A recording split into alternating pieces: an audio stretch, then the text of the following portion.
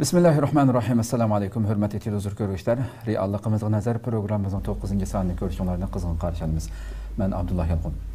Qadirli görürmelerimiz, hammalar ma'lum bo'lgandek programmani boshlagan kundan tortib bugun kungacha reallıqimizdagi, millatimizning ichidagi o'zgartishga tegishli bo'lgan, hatto nurg'unlari to'g'ri deb qaralayotgan masalalarni ilmiy shaklda o'tirib qo'yib kelyapmiz. Programmamizning doimlik mehmoni hammalar tanishib bo'lgan hurmatli Ustaz shundaqla yozuvchimiz, hozir Konya Selçuk Üniversitesi tarix fanlarida doktorantlik o'qiyotgan Abdurahim Davlat afandim taklif qildik.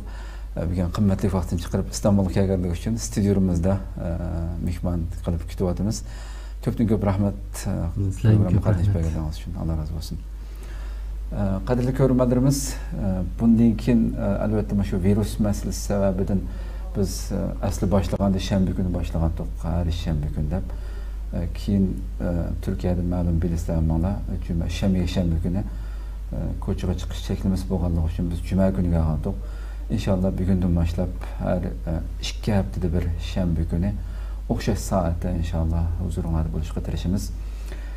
Programmamizda e'lonimizda bergandek bugun biz yanada bir millat uchun ro'yobga chiqarilgan bir go'zal bir qadam deb qaragan shu 100 nadir kitob hikoyasi deb e'lon berdik. Inshaalloh bugun shu Abdurahim Davlat afandim boshlatgan boshchilik qilib millatga tunji mevasini berib 7 kitob nashrdan chiqdi. Ammo balkim xabarlardan ko'rgan bo'lishingiz mumkin. Shu haqda albatta bu realliqimizdagi buning yo'lga chiqish, bu safarni boshlatishdagi maqsadmi? Anlab o'timiz hozir albatta. Shu millatimizda biz ta programmaning 5idan tortib bugungi kunga so'zlayotgan va bundan keyin so'zlaydigan millatimizning yuksalish uchun qatirilgan boshlarninki o'y fikrlarning natijasini ro'yobga chiqqan bir narsanda shu bu kitob haqida shu plan haqida paranglashib o'tamiz inshaalloh.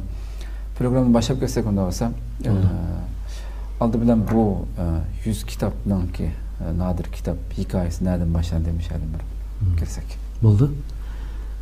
Ben bununla bir programda sözledim.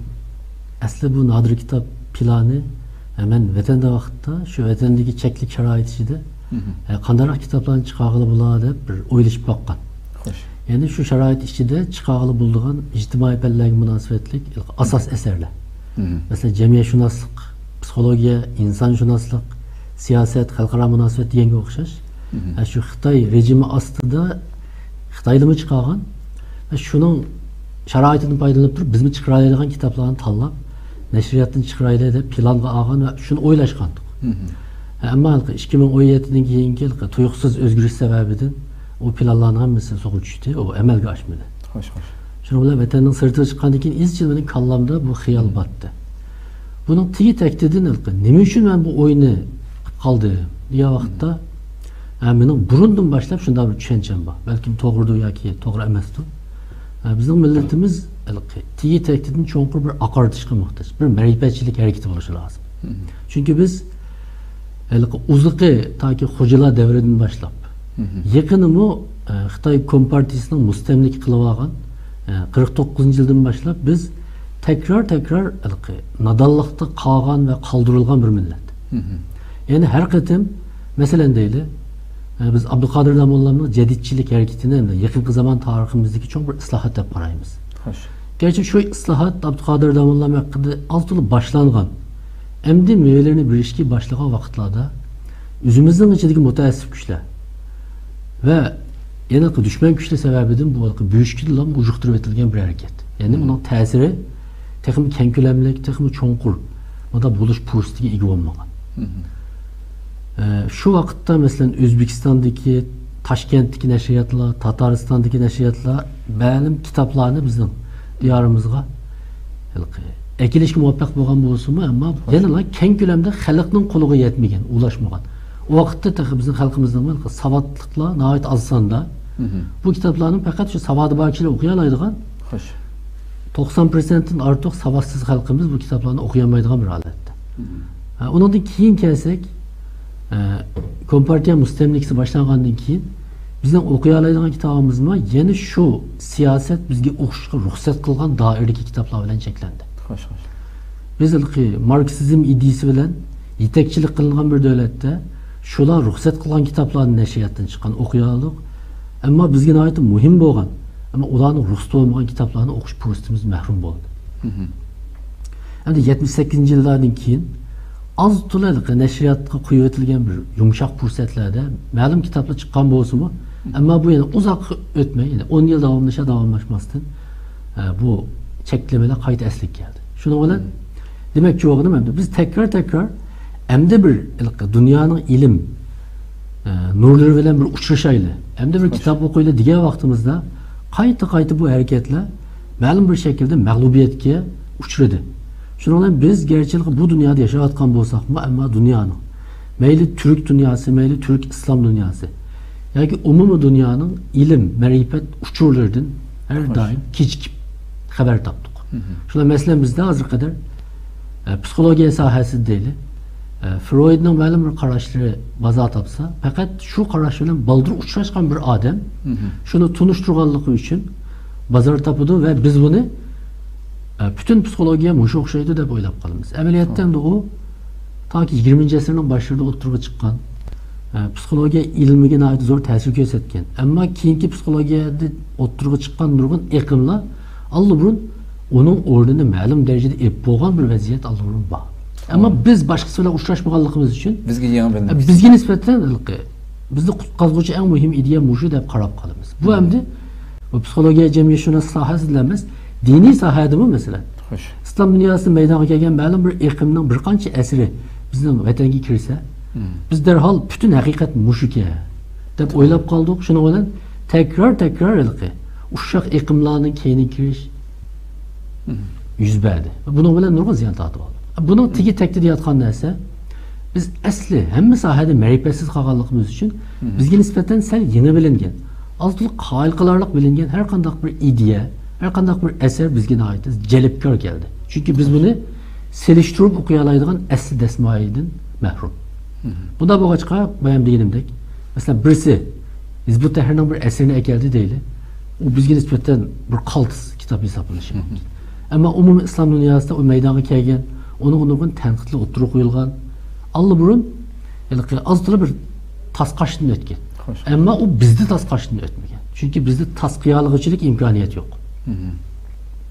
Şu mendelik muşulan nazarda tutup hem tarixe qarab bakılgan bolsak, nurg'un millatlarning tarixidagi bir gullanishda, mushu ideviy uyg'onish tunji qadam.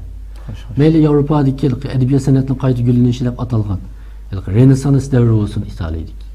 Mayli Yaponiyaning 1000-yildagi yangilik kuch. Hatta Xitoylarning 5-may harakatining oldi keyindagi tarjimachilik harakati. Tarixdan bir qaraydigan bo'lsak, bu tercümeçilik hareketi yoki kitap tunuşturuş en dastlabki bir uyg'onishning bir qadami sifatida tashlangan. Ammo biz izchil buni qilolmay qoldik ve tercümeme pochpurat shaklda, plansiz shaklda berildi. Shuni nazarda tutdim. Andan keyin bizda bayam deganimga o'xshash mayli ijtimoiy fanga tava yadroliq asarlar. Xo'sh. Mayli falsafa, mayli siyosat, psixologiya, jamiyatshunoslik, strategiya, hatta istixborot bugungi kunda tadqiq qilinmagan soha qolmagan bir dunyoda yashayapmiz, ammo biz har bir sohadagi eng boshlang'ich tadqiqot asarlari bilan tunishmadik. Unda bo'lganligi uchun bizning har bir masalaga tutgan pozitsiyamiz va tunishlarimiz nima deymiz, parang saviyasida qolib qoldi. To'g'ri. Masalan biz farzand tarbiyasi haqida paranglashida desak, bola deganda bunday tarbiyalash kerak ekan, unday qilish kerak ekan deydigan ilimden ötmegen yoki ilmiy dalillar bilan oturup kuyulmagan pochpurat gaplar bilan qilyapmiz. Ma'lum jihatdan siyosatimizda shu xil shaklda elib beryapti. Bunday holatda biz barliq harakatimizni bugünkidek hamma soha tadqiq qilingan har qanday bir masalamiz uchun son-sanoqsiz tadqiqot o'rnaklarini topqil bo'lgan bir davrda yashayapmiz. Bunday ahvolda u o'rnaklardan foydalanmaslik, uni o'qimaslik zamonaviy dunyodagi bir yangicha nodonlik. Amerika yozuvchisi Mark Twainning bir mashhur gapi bor ekan. Savodlik bo'lish yetarli emas. Sen savatlı olsan mı kitap okumasan sen yine savatsız hesaplanıyor ise. Mesela biz bazı desek Uygurlar savatsız mı desek savatsız diyemeyiz. Hemen biz kitap okuyalayımız. Yani xet okuyalayımız değil. Ama kitap okumaganlığımız için bizim savatsızlığından bakımız. Nimen tanlap okuştum bilmezdik. Hem de İslam sahasında mı tarihten hazırgacha kelgan giganat eserler var. Mesela İmam Gazali'nin İhya-ul Ulumuddin'e o'xshash. Mesela İbn Qayyim'nin eserleri biz aldın qattimazroq dedik. Elqin nurg'unda devir bölgüç eserler Uygurcası tunuşturulmadı. Hem de biz mesela Türkiye'de kitapxonlar qarab bakadigan bo'lsak, o meşhur eserlerden ne çıkıl tercümesini görebiliriz. Hem de edebiyat sahasında mı nahayetun muhim siyasi romanlar. Biz bu romanlarını okumadık bilmeyimiz. Kısacası bizden dünyanın giganit akılları bilen uçuşumuz keyinde kaldı. Çünkü bugünkü devirde bunu yeni keyine tartış doğru emas. Yeni bir taraftan biz bu şey tercüme arkalık Uygur tilinin bir akademik ilmi til bulalaydıganlığını buluş gereklikini saklap gelişmemiz var. Bu olmasa bizden bu tilimiz müşebbetim alsa asta vakt ötüşüyle alaq tili seviyesinde hep kaldıgan, özara sözleşidigan ama biz ilim egellesek mi Uygur tilini paydalanmaydigan, yazsak mı Uygurca yazmaydigan. Bunda bir vakt kep kalsa vakitte bizden tilimiz hakikaten bir xatarlik haletga kelgan bo'ldi. Şu müştüpeyelden bu chet eldeki mevcut şarait içinde aslında 100 kitap bir simbolluk san. 100 emas 500, 1000, 2000 kitap çıkışı lazım. Doğru. Çünkü bunun mevcut imkaniyetini paydalanıp bunu bir başlap bakalı. Tabi bunu kadem aldık inşallah. Yılda 10-15'ni çıkaramazsak mı, 4-5'ni, 3-4'ni çıkarsak mı? Birkaç yılda çıkarıp alırsak şu bir galibimiz de boyadık. Bunun başlangıç hikayesi mi şu? Hoş. Allah razı olsun. Hakikaten bir güzel bir oy tefekkürlerden başlanıptı. Hakikaten tunci meyvelerini aldığınızda kitap tizilip durup şundak güldek güzel şekilde. Şimdi bu hazır 6 xil kitap 7 tomlab beslep turgandi. Şundak. Bunu hem de kitapni mayli bu bo'lsin va bundan keyingi tanlanish deymiz. Qaysi asoslarga asoslanib turib mesela tanlagan kitap qanday tanlandi? Tushundim. Buningda endi aslida bir guruh qilib jiroq odamning fikrini olib unda qilishni o'ylashgandim. Ammo bunda dastlab sinab baxtimga qarasam, ba'zilar mollachiq yerda qo'y harom degan tamsilimiz bo'yicha bekitilmayapti. Chunki muhim deb qaragan kitaplarimiz intayin jiq, ammo chiqara oladigan imkoniyatimiz oz. Mayli iqtisodiy jihatda, mayli tarjima kuchimiz jihatda. Masalan, cemiyeşunaslık desek, cemiyeşunaslık hakkında yazılgan samandek köp kitap var. Yani qanday tanlaymiz? Birden bir okuşumuz lazım. Ama okup bulamayaptımız. Şunun bilen ben birisi şu sahada okugan mutaxassislarla paranlaştım. Mesela bizden bu ketim cemiyeşunaslık ve cemiyeşunaslık nezriyeleri diyen kitap. Ama şu kesipte doktorlukunu ağan kardeşimiz üzeri teyyarlagan kitabını çıkardık. Belki bazı öyle şey mümkün. Bu meşhur kitap emasken yoki klassik kitap emasken, bir Uyg'ur o'zi yozgan kitapken deb o'ylab qolish mumkin. Ammo shu sohada doktorlikni olgan va bir fanni tunishtiradiganchilik kitobni yoza oladigan kishilarimiz bor. Xo'sh. Hamda Uyg'urga nisbatan agar jamiyatshunos haqida ko'p kitap bo'lgan bo'lsa, besib ketgan. Ondan keyin boshqacharoq bir kitap tanlashni o'ylash mumkin. Ammo bizda bu bir tunji asar. Gerçek vatanda jamiyatshunoslikda bir kitap chiqqan bo'lsa-mu, u Xitoychadan tarjima qilingan bo'lg'achqa dünyadaki Xitay özü yaktırmaydıgan cemiyeşunaslarının ideyelerini kirgizmeydi. Onda oğandaki onu bir müfessel cemiyeşunaslık eseri değil olmaydı. Ama şu pende en neslepte bizge bir başlangıç bir asas lazım. Şu birinci ölçümü şu pendeki başlangıç tunuşturuş karakterli kitaplar. Mesela bunu dikin psikolojiye giriş, psikolojiye mukaddeme diyen bir kitaplarını çıkarırız. Hem de elbette o sahadaki herkes birden bir eser emez. Çünkü o sahada İngilizce, Türkçe yazılgan hem de bir sanat bulamaydıgan kitap var. Ama o bizge nispeten şu penni tunuşturarsa, bizge şu pen hakkındaki umum hukumlarını bildirirse hazırca kupayı da paylaşmış. İkincisi, bazı kitaplar şu sahadaki neşir kılıngandan keyin klasik eser buluş şerefi girişken. Yani qayta neşir kılıngan. Her qaysı devletlerde söyüp okulgan. Yani vaktin sınıkıdan ötken eserler. Onundan belki tanlayaligimizni tanladık. Andan keyin mesela felsefe desek felsefe tarihi, felsefeye giriş degan kitaplarımız var, işlenivatkan. Yani o kitaplarını Uygurlarga nispeten yoki bizga nisbatan başlangıç seviye bulan süpütü bilen nispeten addi kitaplarını tanladık.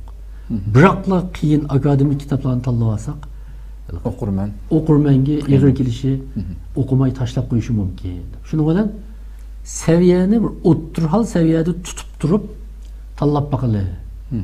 Deb men shunday o'yladim. Shuning bilan men va bir ikki og'inimiz birlashib bu tizimlikni bir tuzib chiqdik.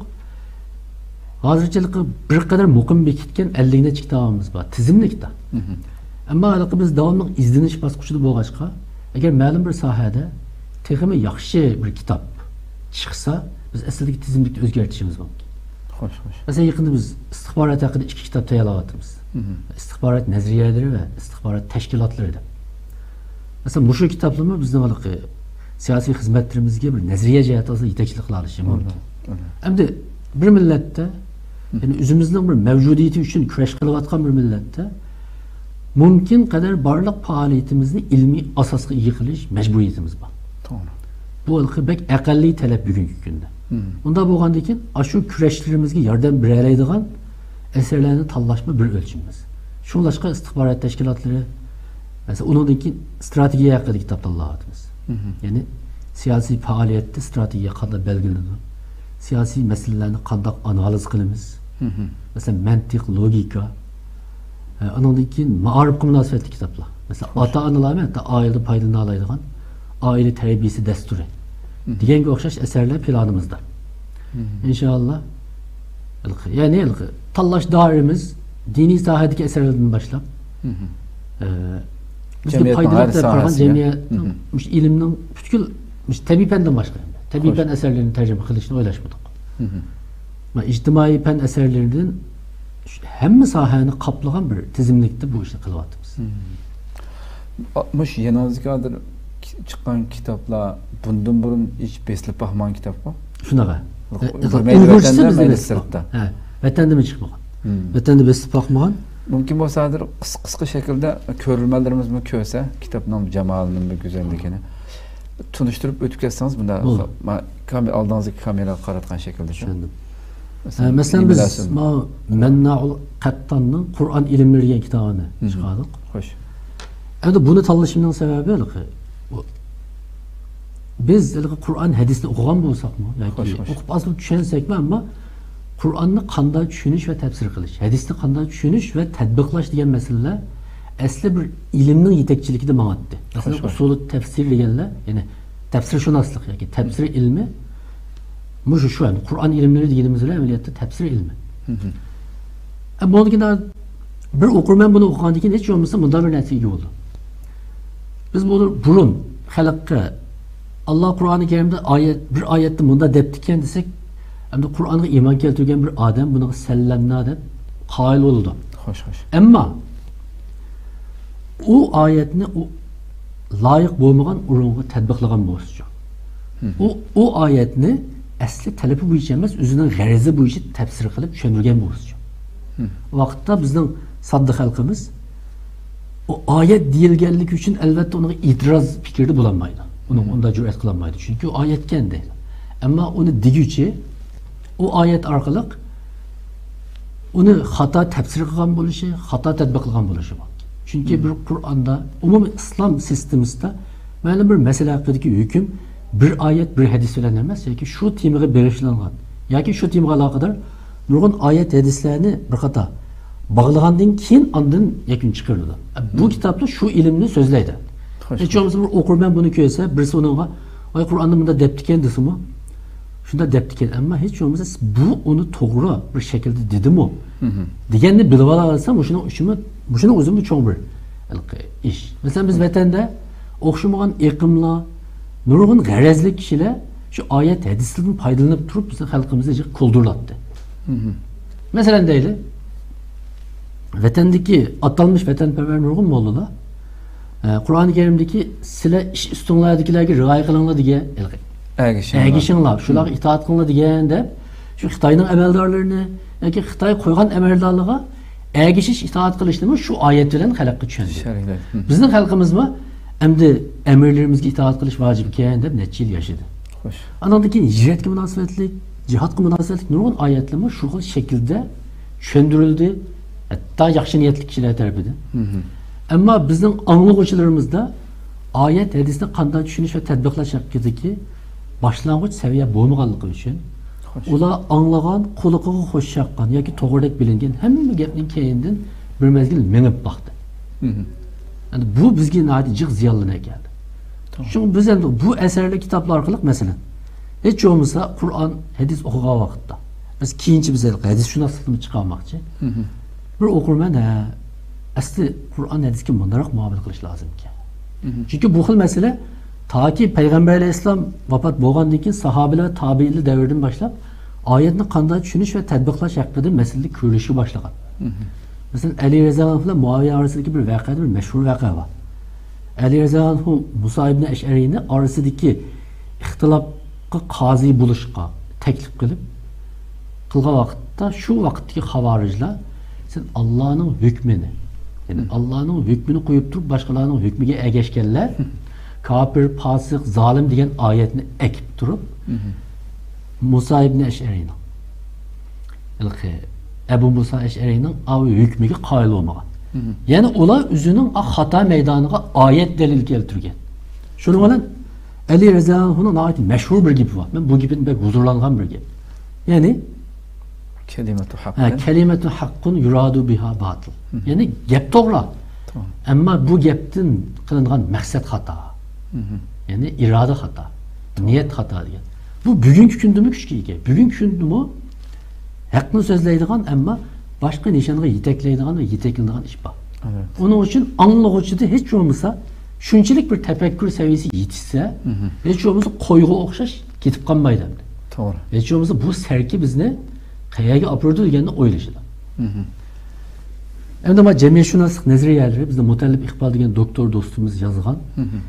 Jamiyatshunoslikdagi asosli hukmron o'ringa ega yoki nupuzliq nazariyalarni qisqacha tunishtirgan tavsiya qilgan. Endi bu eserler bizning hatta ehli ulamolarimiz tarafidan o'qilishi kerak bo'lgan kitoblar. Chunki biz bir tarafdan islomni tushunsak, bir tarafdan buni jamiyatga qanday tatbiqlaymiz, jamiyatda qanday tushunamiz degan yana bir tarafi bor bu ishning. Ya'ni Qur'on hadisini tushunishda yetarli emas. Ya'ni tatbiq qilingan obyektni tushunishimiz lozim. İnsanlarni tushunishimiz lozim. Uning uchun bu jamiyatshunoslik nazariyalari bizga ma'lum jihatdan yo'l ko'rsatuvchi alohidligiga ega. Xo'sh. Ama cemiyetshunoslik var şu, cemiyetshunoslik qilqi. Bu pen zat qandaq pen. Buningdagi asosliq qilqi. Shaxslar kimlar, asarlar qaysi? Ondagi asosliq nuqtai nazarlar qaysi? Mesela cemiyetshunoslik o'xshamagan nuqtai nazarlar var. Mesela to'qinish cemiyetshunosligi, bayon cemiyetshunosligi, tushuntirish cemiyetshunosligi deganga o'xshash. Mana mushularning o zaten bizga nimani deb turdi bu cemiyetshunoslik? Bu haqda o'zimizning tilida bir Uygur muallifimiz tarafından yazılgan kıymetli bir kitap. Bunuma olsa hazır üniversitede okuyatkan okuyucular, ilahiyat okuyatkanlar mutlak okuşu lazım dep oylayman. Endi ma İslamiyet'in kitabımız Said Havva, Mısırlık alim tarafından yazılgan. Hacmi çoğun kitap bu, 2 ton bulup çıktı. Biz özümüzde bir Müslüman hesaplaydıgan bir adam başını ahir tolu okup tüketse hiç olmazsa İslam'ın umumi ramkisi hakkında bir müfessir düşünceye iyi oldu. Aslında bunda gap ki. Şunu olaydı ki başka gapını anlasın mı? Başkalarının tebliğlerini anlasın mı? Ama mevcut bilim asası da yaxşırak inkas qaytıralaydı. Bayam degenim o'xshash qalaymagan ergishib ketmaydi. Ma ikkinchi tomi. Endi dunyo tartibi bu Henry Kissinger tarafidan yozilgan. Endi Henry Kissingerni hammamiz bilamiz. Dünya siyaseti ve diplomatiya sohasidagi barmoq bilan sanag'ili bo'lgan mutaxassislar. Xo'sh. Bu taki 1970-yildagi Amerikaning shu vaqtdagi Zontun Nixonga davlat ishlar katibi bo'lgan bir odam. Amerikaning Asiya siyosatining tuzilishidagi ochqushliq shaxslarning biri. Yine hem dünyada Kissinger degan ism favqulodda vazni kuchli. To'g'ri. O şu kişi tarafından yazılgan kitap. Endi biz siyasetki qiziquvchilar, dünya tertibi bu xalqaro munosabat zodi qanday ta'sir ko'rsatdi degan narsalarga nisbatan bu kitob o'qilmasa bo'lmaydigan kitoblarning biri. Bu mayli turkchisi, xitoychisi hammasi qayta nashr qilingan, ko'p o'qilgan asarlar. Çünkü bu bugungi dunyo sistemasini barpo qilgan aqlli mushulardi. Bular ham qanday o'ylaydi masalalarni, siyosat haqida qanday fikr yurgizdi, bularni ko'rish, kuzatish, tushunish bizning chuqur qilishga tegishli bir ishimiz. Xo'sh. Endi oxirida ijtimoiy fanlar tadqiqot metodi. Bu yilgi qarmoqqa oid kasbiy kitobdek bilinadi bizga. Yani tadqiqotchilar o'qiydigan kitobga deb o'ylaymiz. Ammo bu tadqiqotchilar o'qiydigan kitob emas. Bizning ilohiyat o'qiyotganlar, bizning ahli ilmlarimiz va boshqalar bu kitobni o'qigandan keyin bunday bir narsaga bo'ldi. İctimai fanda o'ttirib qo'yilgan nazariyalarning, uqumlarning qanday o'ttirib qo'yilganligi, ular qanday metod bilan tadqiqot olib borilganligi. Bunu bilgandan keyin qanday bir narsa yuz berdi desa, hech bo'lmasa bir odam jamiyat haqida, işte ma'lum bir tema haqida egizpas so'zlagan vaqtda uni muayyan bir ilmiy metodga tayinib gap qilyotganda yoki butunlay shaxsiy subyektiv hissiyotini so'zlayotganda degan narsa bilalaymiz. Ammo hozir biz qanday bizga qancha vaqirab gap qilsa, qanchalik yuqori ovozda gap qila olsa, gap so'zlar biroz notiqning gapiga o'xshab ketsa, bu qaltiskan, ajoyib so'zlaydi juma deb şunun keyindan mağamiz. Uzun bo'ldi shundan menib kelyapmiz. Hozirma bu yo'q o'g'ini yo'q. To'g'ri. Masalan, burunma bir misol oldim, ayt oddiy. Masalan, Uyg'ur jamiyati haqida Uyg'urlar ajoyib emgakchan millat desam o. Ha deymiz. Ha deymiz. Ajoyib burun millat desam da qarab qo'yib, rost shunday ekanmiz deymiz. Bu xil ilmiysizlik, bu xil qarshi tarafning gapini tasdiqlamaslik bugungi kundami bizdagi bir hukmron bir tafakkur usuli. Bunun chuqur xotim berishimiz lazım. Mesela bir vaqtda men vatandagi bir ilmiy jurnalda bir misol ko'rdim. Hozir esim keldi bu. Unda bunday bir narsa bor. Ya'ni O'g'ilji Uyg'urlarning chaqchaqchi ekanligining sabablari haqida yozilgan. Ashuningda bir qancha abzaslar qilib diqqatimni tortdi. Unda bekroq esimda qolgani shu. O'g'ilji Uyg'urlarning boshqa yurtdagi Uyg'urlarga qaraganda noytilqi, chaqchaqchi külkini yaxshi ko'radigan bunda bo'lishining muhim sababi G'uljining yeşil, suvla iqib turadigan, muhiti güzel, bunda bir tuproq ekanligi, shunda bir jo'g'rafiyaviy o'rinda yashagan G'uljiliklarning chaqchaqni o'zida yaxshi ko'radiganligi, qisqartganda mushu. Endi u bir akademik jurnalda e'lon qilingan maqola. Hozir avtorining ismini demay, u bir bilishimcha avtor bu doktor. Xo'sh. Ben turib sizib qo'ydim. Bu to'g'ri emas dedim ben. Nimishqa to'g'ri emas? U to'g'ri bo'lishning vaqtda coğrafiyalik sharoit yoki havo klimati xalqning xushchaqchaq yoki chaqchaqni ancha yaxshi ko'rmaydigan bo'lib qolishga ta'sir ko'rsatdi degan bir yakun ustida menishi lozim bo'lgan. Unda da bu yakunni chiqargan odam bütün dunyoda burada yeşil, suları mol, toprakta yaşayanlar çaqchaqchi, qumluq, tağlıq, yani yeşillik az olan topraklarda yaşayanlar ancha çaqchaqchi emas bo'lish lazım. Bu haqda tadqiqot asarlari bormi? Ama asarlar undan yaqinni olmaydi. Ama aql gaplarda qarmoqqa shundami yo? deb bizni qoyil qilishi mumkin. Bir ilmiy metodga ega kalla uni unda o'ylamaydi. Xo'sh. Unda bu yakunni nereden aldı? Onu nemiga asasen ispatladı. Eğer bunda bizde şu kalla olsa şunda oylayayım ben. Bunda qarab, uçakta tropik belvalda yaşayan neçe milyar insan var dünyada. Yani G'uljidan mi yeşil intayin köp toprak var yarışarda. Tabii. Onda da ulamı şunda ama. Onda da Xotan Qashqarga o'xshash taklimakan yani qumluq coğrafiyaga joylashgan kishilar ve uningning boshqa rayonlardagi kishilar haqiqatan xushchaqchaq emasmi? Bundan bir sual var.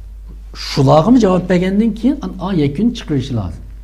Siz ularni nazarda tutmay turibla qarmoqqa ravon tuzilgan bir jumla, qarmoqqa ta'sirli bir ifoda bilan nurg'un kishini qoyil qilishimiz mumkin. Ammo ilmiy narsadan o'tmaydi. Endi bu asarning qimmati shu. İctimai fanlardagi bir hukm, bir yakun qanday o'tirib qo'yildi? Bir ijtimoiy fan tadqiqotchisi, bir jamiyatshunos, bir psixolog qanda tahlil qildi masalalarni. Xo'sh. Biz buni bilib olgandan keyin, masalan, jamiyatda eqiyotgan nurg'un maddasimon notiqlar bor. Gaplarni aytib qoldi, vatandan aytib shakllangan bu. Bizni aytib püdiyalaydi. Bu püdashni bizga ta'sir qildi. Shundan bu deb qolamiz. Ammo shu gapning ilmiy asosi bormi yo'qmi? degan savolni so'rayoladigan bo'lamiz. O vaqtda biz mayli tarbiyada, mayli har qaysi sohalarda hech bo'lmasa biz iste'mol qilayotgan ilm mahsulotlarini biroz nimaga sala olamiz, taroziga sala olamiz. Aniq xato yoki to'g'rilikni bilmasakmi, biz texmi to'g'rini so'zlaydigan bir manbaga murojaat qila olamiz. Ammo hozir biz nima yesak singdirib o'tadigan, nima anglasak agishadigan, nima o'qisak qoyil bo'lib ketadigan bir xil ziyoda mavqesizlik, maydonsizlik. Uning tagida yotgan narsa o'sha ilmiy zapsimizning yetarli bo'lmasligidan kelgan. Xo'sh. Tamam. Shuningdek bu kitobni tanlagandik. Hakikaten Allah razı olsun, güzel bir düşündürüş oldu. Ama bununla hakikaten normal adetdeki bir banda bir vaktim eşip kağa vaktida zirkip kağa vaktida kılaydı deb degan bir netice bilan çıkmak için bunda bir netice ve bundan keyingi sizlar tayyorlamoqchi bo'lgan planlarni cho'ng bir ajr singdirilgan vaqtida oldin ro'yobga chiqilgan bir masala bor. Ama shuni ijro qilish jarayonida sizlar sizdan boshlab qanday qiyinchiliklarga uchradinglar? Qanchalik bir qo'shin bilan qilyapsizlar masalan bunda bir cho'ng bir ishni? Buna ait muhim bir savol endi. Chunki qarmoqqa bu kichkina bir 7 kitob bo'lgandek turgan bilan buning keynidan aitdir. Bir ajr singdirish, bir emgak bor. Keng ko'lamli bir emgak bor. Her bir varlıqni o'qigan vaqtda nurg'un harflar, so'zlar, chikit pashlik ko'zimizdan qochadi. Yani bir-birlab o'tirib tuzitimizni o'xshaymiz, qilamiz bu.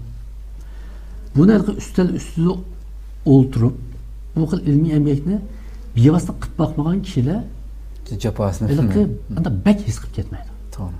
Bak his qilib ketmaydi. Ya'ni kitob chiqibdi deb o'ylaydi. Uni uchirgan bir qancha nuqtada qiyinchilik bor. Birisi buni barliq Uyg'urni tushunishi lozim bir qiyinchilik bor. O qaysi desa, chet elda tarjimon qo'shinimiz intayin ojiz. Tercümanlarımızın ait az, bağlarıma resmi süpetlik emas. Nurg'un eserlerini kaldırıp koyuşga mecbur oldum. Sebebi o eserlerini okup düşünüp tercüme kılışta tercüman yetişmedi, tepilmedi. Çünkü bir tercüman şunu tercüme kılıştaki til iktidarına hazırlısı yeterlik emas. Mesela bir felsefe eserini talladım.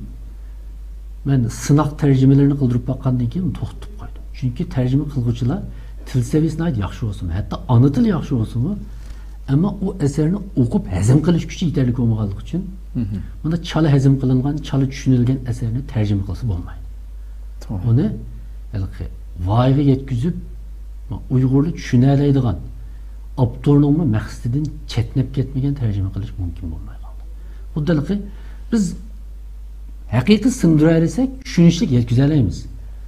Resmi singdirilmagan narsa unda tushunishlik yetkazib olmaydi. Shunga tercüman meselesi bir. İkincisi tahrir. Yani tercüme qilingandan keyingi bir tahrirlik xizmati bor. Endi bularni ba'zi kasbiy tahrirlarning vaqti yetmaydi ekan. Shunlar biz ba'zi tahrirlarni tahrirlab bo'lgan asarlarni qayta tahrirlashga to'g'ri keldi.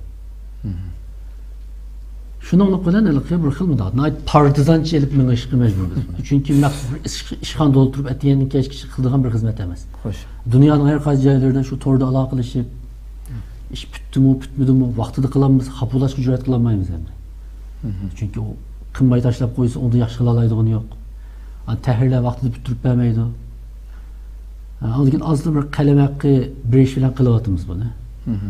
Endi cheksiz rahmat aytamiz endi bu ishga iqtisodiy jihatdan yordam qilganlarga. Xo'sh. Chunki endi bu xalqi terjümanlarga, tahrirlarga pidokorliklar qilib deyolmaymiz. Bu kishilarning hammasi vaqt ketadi, kuch ketadi. Shuning bilan Turkiyaning qalam haqqi o'lchimini asos qilib turib, shuni ustida bir qalam haqqi, tahrirlik haqqi ta'sis qildik. Chunki ularning o ajrga erish haqqi bor. Biz hammadan siz hamda duo qilib qo'yli demaymiz. Chunki chet elda bu ig'ir cho'ng masala. To'g'ri.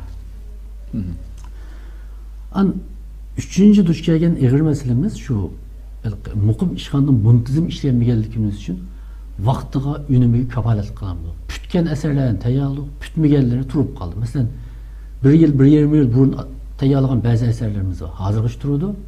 Ama 2 ay burun başlagan ba'zi asarlarimiz putdi. Chunki shu qilg'uchining unumdorligi, sufati bilan munosabatli bo'lib qoldi. To'g'ri. Bizning nupuzimiz, kuchimiz bo'lmaganligi uchun majburlanmaymiz. Endi bu sohada biz muhojiratdagi Uyg'ur jamiyatidan shu nuqtada yordamga ehtiyojli. Ya'ni shunda pedagog tarjimonlarimiz bo'lsa, iqtisodiy ahvoli yaxshi bo'lsa, vaqti yetsa bizga haqsiz tarjima qilib berishni xo'sh bo'lamiz. Chunki u pulni boshqa kitobga ishlatamiz. Xo'sh. Haqli qilib bersami mayli, ammo ishni vaqtida sifatli qilib bersa endi bo'laverdi. Anadan keyin shunda ko'milib qolgan, o'zini oshkor qilmagan muharrirlarimiz, tilshunoslarimiz bo'lsa, yordam qilsa texmi xo'sh bo'lamiz. Chunki bu yaxshi tahrirlashni o'tkazmagan asarni xalqimizga sunsa olmaydi. Xo'sh. Endi oxirida shu bunda bir o'zrimiz bor. Bayam degandek biz bir qancha ishni bo'lib turib qilmay qilyapmiz. Masalan, hozir bizning tahrirlarimiz korrektorlik bilan tahrirlikni tan qilyapti. Amaliyotda korrektorlik ayrim xizmat, imloni o'nglash. Tahrirlik grammatika va ma'no jihatdan tuzitishdan iborat bir xizmat. O ayrim xizmat. Ammo hozir korrektorlikni bir qilib, uni ayrim qilib yana bir tahrirga berishga bizning adam kuchimiz yetmayapti. Shuning bilan tahrirni korrektorlik qilyapti. Bunda bo'lgandan keyin bu ishni qilib boqqanlar bo'ldi. Har qancha diqqat qilsakmi, ko'zdan qochadigan nurga yali bo'ldi ekan. Shundan shu kitob o'qigan vaqtda shu ko'zdan qochgan shu nuqtalarni bo'lsa sizib qo'yib bizga avatib bersa, biz yana bir agar chiqara olsak, bu kitobni tugisa, ikkinchi nashrida tuzitishimiz mumkin. Endi oxirida bu ishda biz bu kitoblarni hozir, masalan, har birini 250 parchadan bosdik. Bu setilgan kitoblarning pulisining hammasi yana kitob uchun ishlatildi. Buni hech kim hajlamaydi. Biz yana kelgusida chiqargan kitoblarimiz uchun ishlatamiz. Shunlashqa mushu nuqtadan bo'lsa, biz o'qirmanlarimiz buni setib olsa, u pulisi bir kimning yanchiqqa kirib ketmaydiganligini, yana kitob uchun ishlatilganligini bilib olsa. Tijorat maqsad emas bu. Bunda tijorat maqsad emas. To'g'ri. Shu sabab bilan shu uchurni bir yetkazib olaydi. Alloh razı olsun. Albatta güzel bo'ldi. Hozir har qaysi kitobxonlarda bormi Istanbulda? Bor. Chet eldagilarga bu asos bu kitoblarni İstanbul Zeytinburnu'daki Abdücelil akimizning Teklimakan Uyg'ur kitobida tarqitiladi va har qaysi Uyg'ur kitoblarida bor. Shu yerdan setib oladi. Tor orqali dunyoning har qaysi joylaridagi qarindoshlarimiz shu kitobxonalarga to'g'ri to'liq aloqa qilish adreslari, telefonlari bor. Aloqa qilish orqali pochtadan yetkazib beramiz. Xo'sh. Endi güzel bir nokta kelaydi. Endi bundaq bir durdanlar bu va bundan keyin chiqadigan va mavjud nurg'un durdanlarimiz va bebaho go'harlarimiz. Buni o'qiydigan, buni bir azm qiladigan inson bo'lish kerak hamda. Xalqimizni siz albatta ilgari programmamizdan bir qancha qatam dedik bizning xalqimizning kitob o'qish so'ygusi, kitob o'qish odatini qanday saviyada ekanligimizni biz ilgari ozroq tilg'ab o'tgandik hamda. Bugun biz mavjud holimizni uni deb bo'ldik ilgari. Qanday qilib mana bu shunday turdanlarni suyib o'qiydigan qilamiz. Buni bir bir gap qilsak. Men mumkin qadar bu temada o'zimni favqulodda umidvor tutishga tirishib kelgan edim. Yana kitoblarning o'qilish nisbatining oz ekanligini bilsam-mi? Men o'zim shaxsiy o'zimni aytsam, men buni kitoblarning ta'siriga uchragan. Biz shu balaliq vaqtlarimizda yushurib yurib, ko'chirib yurib o'qiydigan kitoblarimiz bizning hayotimizni o'zgartgan. Xo'sh.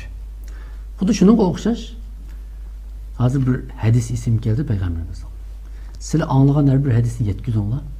Balkim anglag'uchi o hadisni yetkazguchidan bekroq tushunishi mumkin. To'g'ri. Deydi. Balkim bizning bu kitoblarimizni nurg'un kishi o'qimasligi mumkin.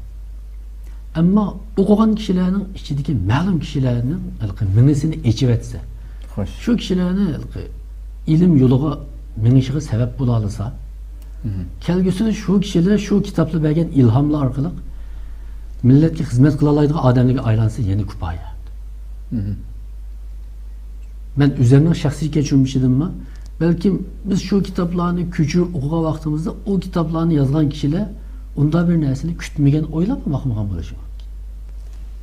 Bu da şuna okşaş belki bu kitaplar kelgüsüde hatta biz bu dünyadan ketkendan keyin mi kalıdığan boğaçka bizden vatanimizga bir şekilde kirişi vatanda hazır kitapsız kaldırılgan evlatlarımızga uğuluşu bu kitaptan ulama faydalanışı var. Çünkü bu alakı bugünni, ayetini oylap kılıngan emgek emas. Bu tarafı inek oluş gerek. Yeni bir cihetten hem de bu ilim hizmetçilerinin sizge bizge okşaş değil mi? Bunda bir vazifesi var.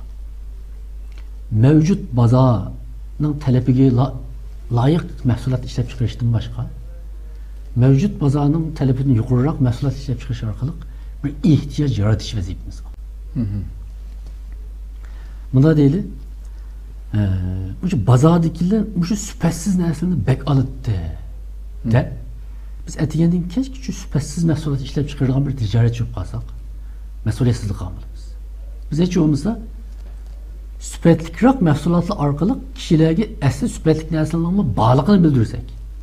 Anladaki olanın ihtiyacını tekimi baldak yukarı pellige yetkileyimiz. Yani yeni bir ihtiyacı meydana geliriz. Bu algı soğudu sahasında mevcut. Mesela alma telefonundan çıkışı şuna okşaydı. Onun burunlu telefon var. Mesela hazırki akıllık maşinalar çıkıvadı. Onun burunlu maşina var. Ama şu mahsulatla işlengendiğin keyin asli telefon degen bundak mı oldu eken? Maşin degen bundak mı oldu eken de bazada yeni bir ihtiyaç yaratıldı ve bu ihtiyaç gayet zor bir bazarını açtı. Tamam. Hem de biz addi okşatsam hem de mesela benim bir 20 yaş gelgen bir balam olsa bu balam bana her günü da kempit gittiğimde kirsim yanıma. 4-5 yaş çıktı bu kempitini beğenmem. Yani bu 20 yaşa kirdi.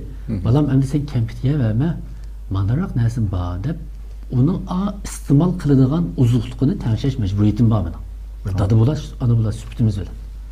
Bu kudu şuna okşaydı. Bizim halkımız bu şu kempitini lam yeydiken başka neslinden karımız olmasın desek biz yengeç kalırız. Ya ondan manda nesi mi bağ? Diyenine oturup çıkarışımız lazım. Yani ihtiyacını yitekleşti hep adaylı bunu.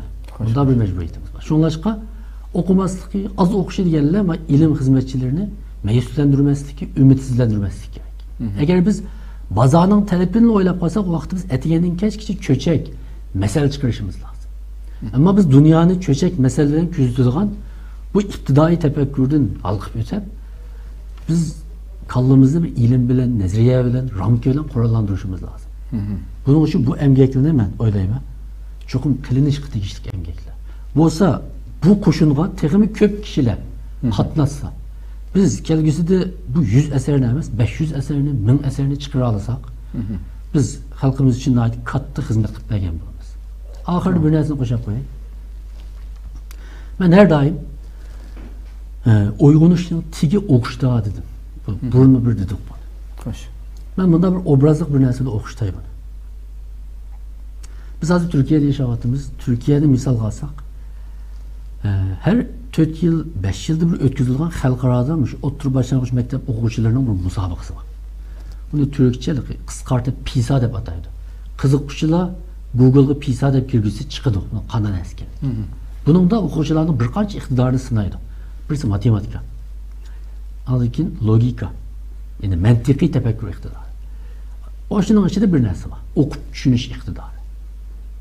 Bu okup düşünüş iktidarı aşıl mağaripnin muvaffakiyetlik boğmalıqını ölçeydiğin mühim bir göstergeç. Onun da o sual çıkarılgan vakitte Türkiye okuyucular için o İngilizce çıkarılmaydı. Türkçe çıkarıldı. İngilizler için İngilizce, Xitaylar için Xitayca çıkarıldı.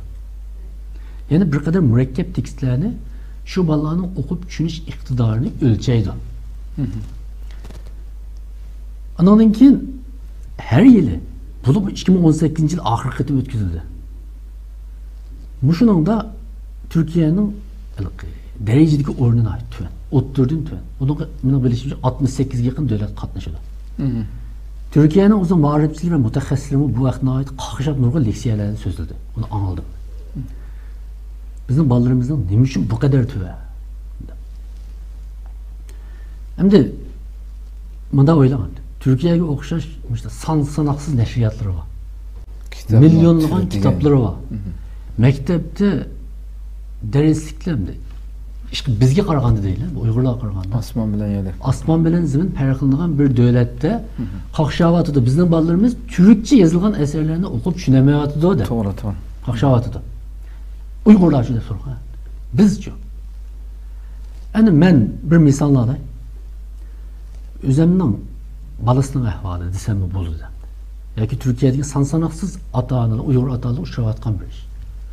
Balımız birinci yıllık girgenden keyin asasen birinci mevsimi Türk savat çıktı. İkinci mevsimden başlap, hatta birinci mevsimden ahırdan başlap bekrek mesuliyetçan muallimle kitap okutuşu başlaydı. En meslekte 7-8 betlik küçük resimli kitaplardan başlap 12-13 betlik, 14 betlik kitaplara kadar mağadım ikinci mevsimde. İkinci yıllıktan başlap 32 betke yetkildi. Üçüncü mevsim, yani ikinci mevsimi de bu kitabın sahne 35 betten 40 neçe betke köpüydü. Yani Türkiye'deki başlangıç mektebinde bütürgen bir bala, hatta o işçilerin kitapka kızıkmaydıgan bala olsun mu? Mektepteki muallimi uğurlaştırgan kitaplarını cahide okusalar, başlangıç tövtüsünü bütürüp okuca en az degende 200-300 parça. Eğer kızıkıdığan bala olup kalsa 1-2 parça kitap okup oldu. Bu bek çıksam. Hem de Türkiye'de başında bir mağripti bulavaktan yapalma. Hem de bir yani ben muşun okugan ki ben balalık vaktimi kayıttım, selişrup baktım. Biz vatanda vakitte başlangıç bütürgen çağda meni şu mektepte okuyduğanların hepsi eslep baksı buldu. Biz başlangıçta bütürüp okuça Xitayning ma'rifimi kitap o'qishga qiziqtirgan ma'rif emas. Biz o'qituvchilarimiz yodla deganni yodlab imtihon berib kelgan. Darsdan sirtqi kitap o'qish imkoniyatimiz intayin tuvan. Kitap o'quvchilar. Yani ata-analarimizni qiziqtirmaydi, muallimni qiziqtirmaydi. Yoki qiziqtirgan muallimlar bayon deganimdek nayt az. Shuning bilan 5 yılda bir başlangıçta bitirgen bir Uygur balası. Mesela ben başlangıçta kitapga qiziqilganlarning biri. Ben şu vaqt o'ylab baksam başlangıçta bitirib o'qicha, men o'sha edebiyot darsidan boshqa darsdan sirt o'qigan kitoblarimning soni shu 40-50 atrofida bo'lishi mumkin. Endi biz seri şu bakalım. Bizden şu 10-12 yaş vaqtida başlangıçni bitirgen. Endi mutlaq ko'p qism bola şu edebiyot kitobini o'qib bitirdi. Yani 12 parça kitap okuydu. Başlangıçta ilip ben hesap kılmışsak 10 parçaya yakın kitap.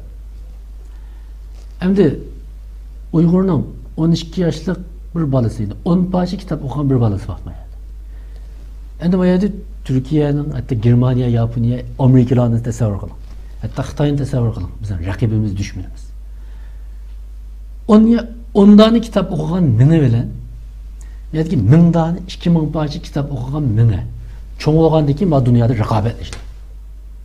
Yani bu rekabette kim yenildi? Başlanışta da bunun cevabı yenik. Doğru. Başlanışta cevabı yenik. Muşu bahane değil ki benim digim kelgini.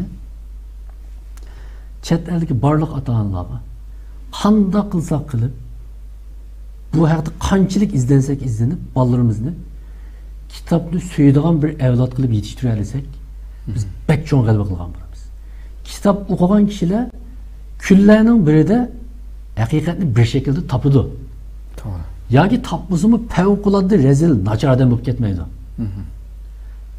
Deyilgan gaplarni, bilim mahsulotlarini o'qib tushuna olsak, buning o'zi bek cho'ng ish. Bo'lmasa biz birinchi boshlang'ich to'xtadan chiqqan vaqt bilan bizning raqibimizning 100 metr keyinda. Doğru. Şunlaşqa men ata-onaning maishini kitap o'qish, balam qiziqidi, qiziqmaydi deydigan masala emas bu. Qanda qilsam qilib, men balamni kitapga qiziqtiraman va o'qib tushuna oladigan qilaman. Bayam deganimdek, oyadagi kitap o'qib tushunish sinoqlari nuqulmada odatdagi kitaplarni, masalan, hikoyalarni o'qib tushunishlar emas. İlmiy eser, ilmiy doktoratlar var tekstlerde, suallarda.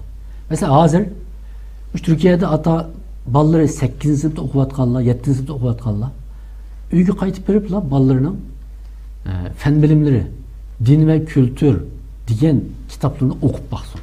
Onun məşqlərini işlep baksın. Yani özümüzün desmayesinin qançalik ekanligini anıldın mı biliriz. Seviyesi xeyli yukarı. Yani aşı tekstlerini bizim balalarımız okup düşünemeydi. Bunu okup düşünemeydiğin bir mine bizge okşaş intayın mürekkep bir kuruluşu üstüge ağan bir millet. Yani bunu bir yege vaktimiz değil mi biraz? Könlümüz yerim. Ey Allah'ımız. Şunlaşık ama kitap okuş, bu da bu okup düşünüş, okuş adeti yetildiriş. Çetlerdeki ata-Allah'ın mençib olsa vacip yetken, perizgi yetken bir emeli. Bu pek mühimmiş. Allah razı olsun, hakikaten bir güzel bir nasihat oldu. Ben mesela meşkepimizde kavaktıdan da ata-ananın ki ballağı biz elbette ilgirki programlarımızda mı dedik örnek buluşundan pek mühim ekanligini farzandlarimizga. Şu meşkeplerini kılvatqa vaqtida tuyuqsam ismini alamadım, ismini bir Yaponiyalik bir ayolning ki balasiga o'zi savadsız ama her günü şu balasini şu kitap o'qishni yaxshi ko'rgizgan qilg'izish uchun har kuni kelib maktabdan qaytgandan keyin kelib o'zimi kitap o'qigan qiyofatga kirib oldi ekanda, o'zi o'qishni bilmasa kunda kelib uni u balasi olim bo'lib bo'lgandan keyin andin deydi ekan degan bir hikoyasini men yillar burun anglagandim. Men shunda ta'sir qilgandim. Müşahedeki nurgun ata-analarımızın bence savatsız ata-ana bulması gerek. Hatta o'qimaydiganlar bo'lsa mı dünyanın nerede olsa. Şu farzandlarimizga kichikdan yaxshi ko'rgizish uchun bu kitap o'qishimizni biz o'zimiz tushundigan shu kitobni varaqlab o'tirib kitap o'qigandek bir kunda bir vaqt ajratishimiz ularning kichikdan bir kitobni yaxshi ko'radigan shaklda bo'lishiga foydasi cho'qim bo'ldi deb qarayman. Bunun alıqı yana bir bek mesxirlik bir yeri. Biz tunji vahiysi oku deb nazil qilingan bir dinning mansublar. Albatta, albatta. Mushunda turib bizning bu kadar kitap o'qimasligimizni keyin qiyomatda Allohga qanday tushuntiramiz deb o'ylayman. Hakikaten bek açık. Doğru. Rabbim inşallah bir kimlerge bekerek münasip degan bir sualim var aslında bu kitaplarda cemiyetning mesela yaşlarımı yoki cho'nlarimi başta azroq o'ttirhal natija qilganligingizda o'ttirhal seviyedagi insonlar o'qib tushunadigan qilganingiz dedingiz. Buniki rad tartib qildinglarmi masalan? Başta ma'ni o'qish kerak, ikkinchi retda ma'ni o'qish kerak deydigan bir rad tartib bormi yoki xohlaganmi? Buni rad tartib yo'q. Chunki birisi o'qishmagan sohaga tabiiy asarlar. Masalan, rad tartib bo'lish uchun bir sohadagi asar bo'lish lozim. Masalan, psixologiyada eng dastlabda ma'ni o'qish lozim. Undan keyin balla taraqqiyot psixologiyasini o'qish lozim. Undan keyin bilish psixologiyasini o'qish lozim. Undan keyin ijtimoiy psixologiya o'qish lozim deganga o'xshash darajalaندirish mumkin. Ammo bu o'xshamagan sohaga chechilgan bo'lganligi uchun buni darajalandirish asosan qiyin. Ikkinchisi buni darajalashtirish menimcha bek ehtiyojli emas. To'g'ri. U qanday vaqtda ehtiyojli desa, agar ma'lum bir ma'rif organining bir tarbiya programmasi bo'lsa, masalan, yoshlar uchun bunda tarbiya yoki boshlang'ich o'quvchilar uchun cho'qim o'qishga tegishli manchi kitob deyilsak, anadagi uni 2 sinfda o'qiydigan kitob, ma 10 kitob o'qiydi, 3 sinfda o'qiydigan kitob, ma 7 kitob o'qiydi deb darajaga ayirish mumkin. Ama hozir bizning bu kitobimizni unda darajaga ayira olmaymiz. Köpten köp rahmet, Allah razı olsun. Başka gapimiz bo'lmasin. Allah razı olsun. Köpten köp rahmet. Qadrli ko'ruvchilarimiz, shunday qilib programmada bugungi bu sharafga erishibman men. İnşallah bu kitobni bu turdanlarni suyib o'qiyman. Bir ikkisiga simbolik shaklda o'zingizning imzosini qo'yasiz, qolgan programmadan keyin hammasiga ayrim imzo qo'ydirib olaman. Bo'ldi. İnşallah barliq. Kitobning tarjimoni men bo'lmaganligim uchun yoki yozuvchisi mening imzo qo'yishim biroz to'g'ri olmasligi mumkin, ammo bunda bir güzel bir planni başlaganınız için inşallah bu siz haqlı qilasiz. Qadrli ko'ruvchilarimiz bu kitobni har bir oyda haqiqatan bu 250 poyga besilib turadi. Turkiyadagi Uyg'urlarga nisbatan aytgan vaqtidami sonimizga nisbatan millatning %10% o'qisimi qancha kitob o'qishi kerakligini, setilishi kerakligini his qila olamiz qadrli ko'ruvchilarimiz. Şuna her bir aile bu kitaplarını setip edip bunun içindeki bebaha göherlerini qezip özümüzni terakki kıldırış, özümüzge bir ruhi, ozuq qilish uchun tirishishimizni umid qilaman bu munosabat bilan. İnşallah Rabbim bir menfaatlik ilimlerden kılıp dünya ve ahiret fayda yetkizsin inşallah. Amin. Rahmet.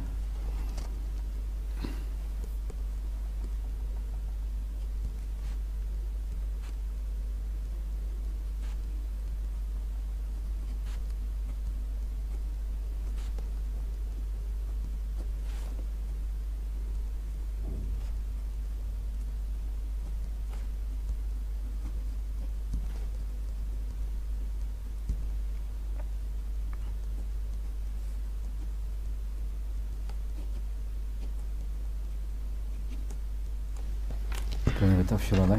Kağılan bir program diyeceğim böyle. Ya Rabbi. Allah razı olsun. Amin. Maşallah.